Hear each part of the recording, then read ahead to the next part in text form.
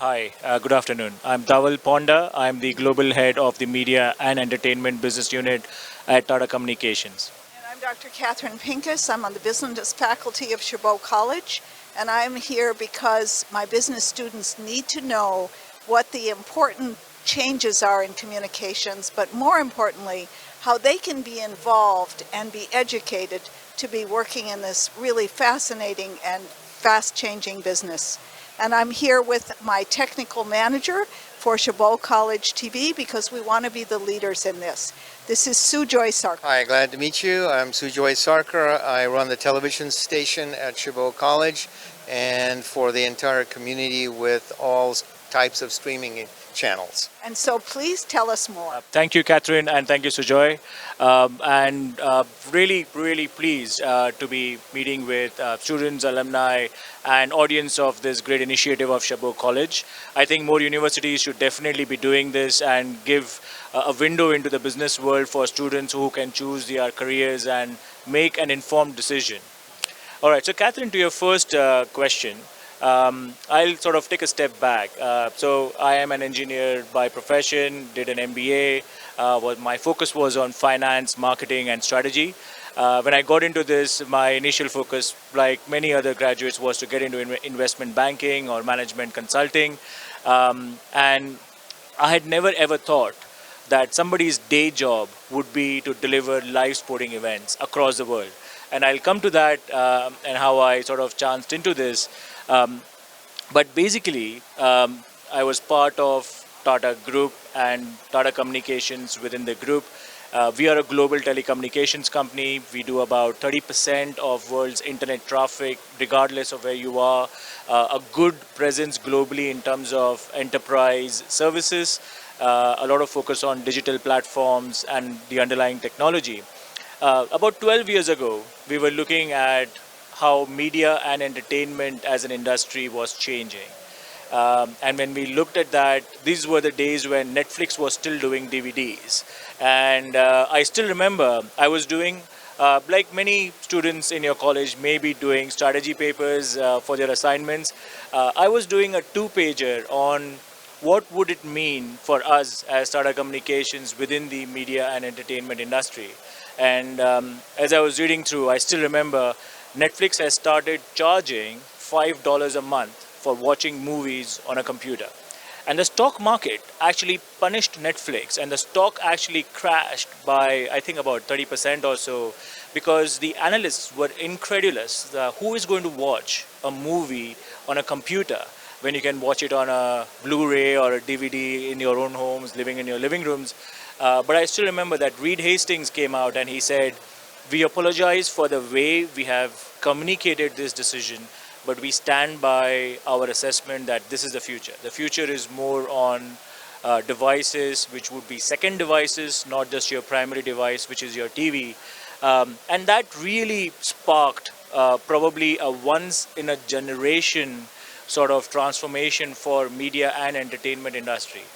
I mean, today, or for all of us, it is quite natural, regardless of which country you are in, regardless of your economic status, people consume content across various screens, across various digital platforms, digital mediums throughout the day. We do a lot of research into media and entertainment, and today, on an average consumer of content spends about 50 hours, that is 50, more than 50 hours a week consuming content. And if you think about it, that's more than sort of a working day for most professionals across the world. And this does not even take into account super users, super fans, and so on. So, what I'm sort of alluding to here is that media and entertainment industry today is going through a significant technology transformation. And we are all quite lucky that in this industry it is happening all in front of us. For a lot of other sectors like biotechnology, medical science, it is limited to a very small audience who really understand the advances. But in media and live sports, we do see how the daily habits are changing. In terms of various opportunities and for a student, for him or her to look at how can they participate in this industry, I think I have always felt that you look at it in three ways, right? In one's professional career. First one is definitely that you should be with a good team. You should work with good individuals, and this probably comes with time. You hear this a lot, but a good working environment is the starting point, regardless of the industry that you are in. Second is the company itself, that the company that you are in should be forward looking, should be focused on future, should be investing in the future. Are they investing in R&D and technology and talent to focus on the future? And finally, are you in the right industry? Right, so media and entertainment right now is going through a transformation where there is so much more content that is available to audiences globally and that is consumed in so many different ways that it has put an enormous ask in terms of producing live events, producing content that gets consumed in our households.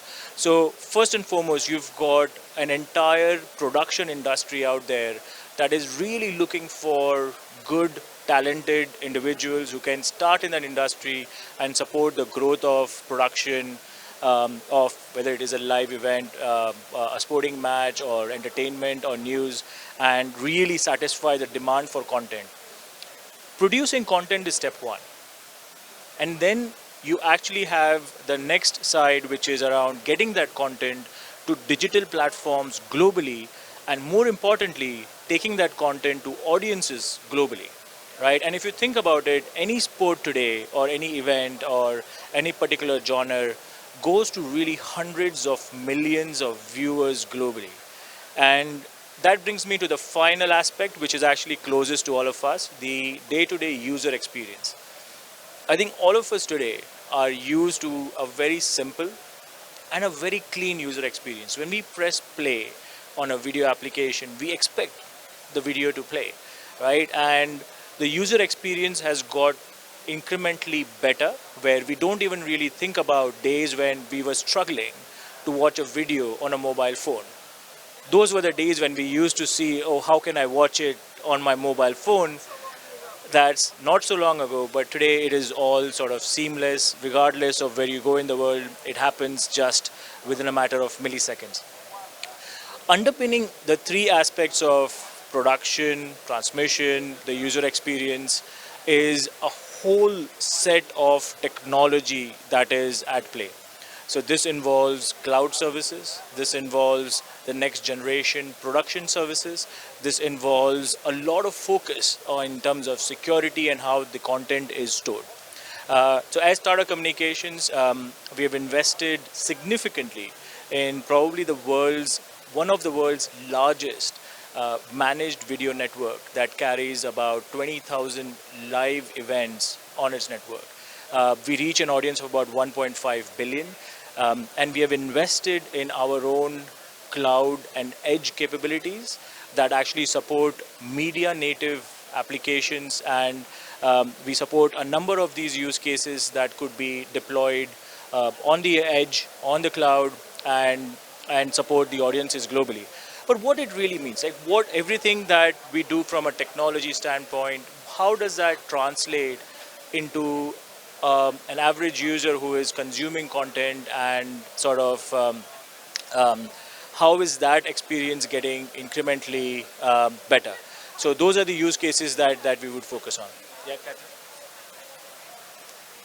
That's so helpful.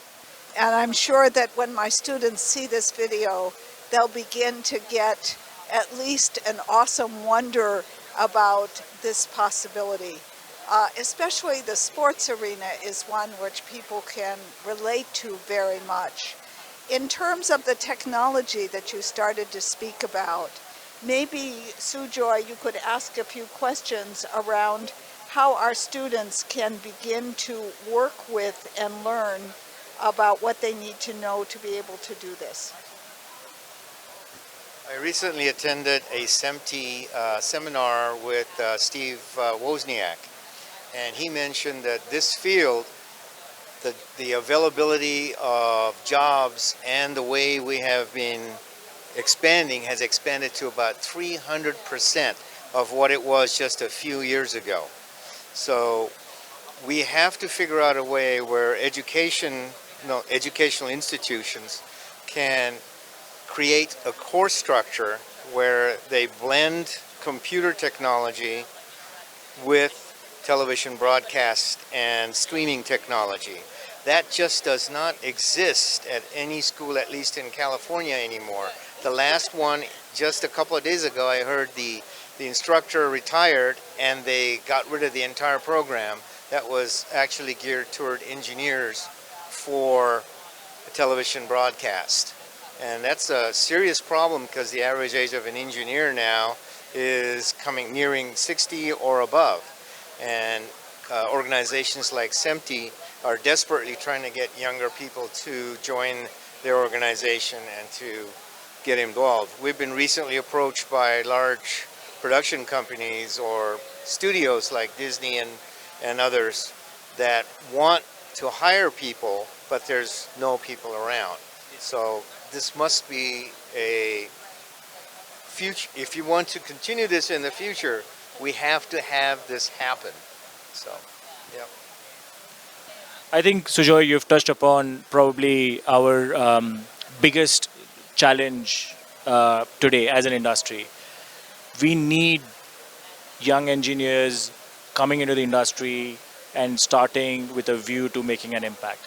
And I completely agree that there is a definite need for a lot of universities globally, or at least the ones in the right locations where they can attract talent that is keen to join this industry, to have courses that focus on broadcast engineering. And to be perfectly honest, as organizations, we would love to collaborate with universities. I think this initiative is a great initiative from Chabot College. I think this is something that a lot of other universities should be emphasizing on, because believe it or not, students are extremely interested in this industry. When we speak with them, first they can't believe that it's somebody's day job to travel to a Formula One event in, let's say, in Australia, and delivering live event to millions of individuals globally. So yes, I think this is a great opportunity for universities and colleges across the world to really bring this message to the students. As a young student, and I must say this, feel free to reach out to specific organizations that you see in the industry. Ask for an internship, ask for an opportunity to see how they can work with specific leaders, understand what they do. I can say this for a fact, we would love to have young engineers do internships to understand what it would mean to sort of work in this industry and what does that career path look like. And there are lots of, let's say, notions and stereotypes within the industry that are just not true anymore. So a lot of people feel that you have to be in the entertainment industry to basically get in and work in the sports industry as well. No, that's not true. I gave my own example. I came in as a complete outsider, and we are in this industry. We have young engineers who have joined us, who have done exceptionally well, who have gone from engineering to technology to operations, and they are now doing business roles as business leaders. And you would just not think of the transformation that has taken place to help them get there. Yeah. As a technician and engineer in this business for over 45 years, I've always wanted to be able to edit and do my work remotely if I needed to. The problem currently we're having now is that it glitches. And I just heard from another company that there's new ways now of editing through the cloud where they take in blocks. So therefore, you get that possibility, and a multiple number of people can actually edit at once and divide the work. That would be so helpful to that side of the business too, in order to do that. And I think we need a company that provides the backbone for that, which I believe your company is capable of doing that. Yeah, actually, Sujoy, what you've mentioned is it's a technical requirement there, right? I mean, because if I am thousands of kilometers away from an event, if I mentioned Formula One, if Formula One is taking place in Australia, the production of that event is actually taking place 5,000 miles away in London, right? So you cannot do that if you suffer from glitches. But the other way to look at it is, if we do get this right, and Tata Communications has invested meaningfully in terms of resources, capital, infrastructure, talent, training, to sort of get this right. If we do get this right as an industry, it would do wonders to individuals who can really have a participation in this industry regardless of their country. So you would have, let's say, football fans in Mexico providing commentary remotely on their favorite matches from Mexico. You would have cricket fans in India looking at sort of events taking place outside, and you would have NFL, NBA fans in US, regardless of the city that they are in, actually getting viable jobs if they are able to work remotely. And there is no reason why it shouldn't happen. So it democratizes the industry in a very big way. And I will also ask my colleague Bridget to sort of go through a demo of a live production system over here. That would be really helpful. Yeah. Thank you very much, Catherine, and thank you very much, Sajal. Thank you so much. So we'll do that next, correct? Okay, thank you so much again. I'm so inspired, and the way you projected this, you project the future is, I think, one world, and the ability to have a ubiquitous kind of system flowing in every direction with knowledge. And I so appreciate that. Thank you. Hi, this is Dr. Catherine Pincus, and we are continuing with Tata Communications, and we're going to have a demonstration of what we just learned about. So I'm here with Bridget Pamboris, and tell us a little bit more about your job and what you're going to show us. Hi, I'm Bridget Pamboris. I'm a senior manager of platform planning and design at Tata Communications. I actually got into the broadcast industry at Ithaca College, and I wanted to be a reporter, but I didn't want to wake up at 3 a.m. and put on makeup. So now I'm an engineer, and I got into it, and Tata really is just a wonderful place to work, and they have brought my production knowledge and my engineering knowledge together. So that's how I got this job. So right now I'll show you what we have going on our Grass Valley amp on a Tata Cloud and server. And this is a live producer. So this is going to be your huge K-frame motherboards that you see in all production control rooms with a billion buttons just taken down and simplified. So you have your layouts up here, your scenes down here, your shots, and it is so easy to just plug and play. I want to take program, I want to take live in studio, and I want to take camera 3. And I'm just going to hit auto and one of my dissolves, and it's going to play. And you can plug it in with a Stream Deck, which is just a mini switcher. So again, I'll take L bar, I'll take the fields, I'll take reporter 1, and I'll cut to that. A laptop. You need a laptop. You just need a computer, and you're able to log on to the Grass Valley portal and open up anything you want from. It is so easy to get trained in this because it is just it's so simplified, and you could learn it yourself. There are YouTube videos, and Tata Communications prides itself on teaching people and walking people through, and our support that we give to our consumers and our customers. And you know, the internet is king, right? So you can find anything you want on YouTube. Yes. So when you come onto our platform, you'll have a billing portal right here, and you see that billing portal. When you come back over to your resource manager, you only pay for what you're using. So you can see your billing. I'm only paying for what's running right now. So it's completely adjustable, and it's completely affordable because you're paying a package deal. It's almost like a bundle because you're paying for Tata's Cloud and Grass Valley Amp as a bundle, and you're only paying for what you need. So when you don't need it, turn it off. And you're only getting charged for while you're using it. Anyone can do it. Anyone can do it. It's almost like Remy's Ratatouille, right? Anyone can cook. Anyone can do live producer. Anyone can do this. Oh, yes. Oh, yes, to look up on AMP. Yeah. Yeah. Thank you very much.